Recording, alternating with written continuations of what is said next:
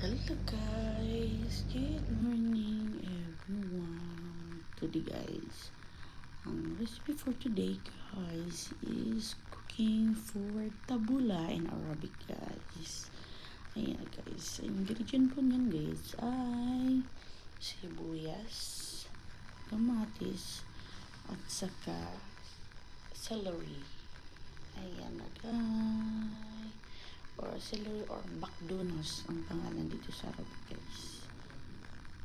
Ayan. Thank you for watching guys. Can you help me to share and subscribe guys? Ayan. Napaka-healthy po yung pagkain na yan guys. Gamot po daw yan sa kidney, ang sabi nila dito guys.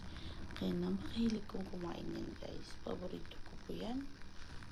Pampalinis ng kidney guys. Ayan na siya. Kita kayo maliliit-liit yung slice na. Ginayat-gayat ko po siya ng maliliit. Ayan. First steps po niyan, huhugasan yung McDonald's, yung sinasabi nila.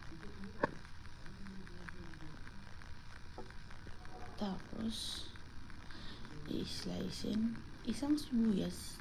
Pwede mo rin lagyan ng madaming kamatis or isang kamatis lang, walang problema guys. Ayan na po.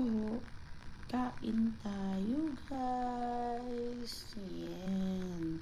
Lagyan din siya ng lemon, salt, at saka black pepper guys. Salt na guys. Pakasarap yan guys. Tikman nyo guys.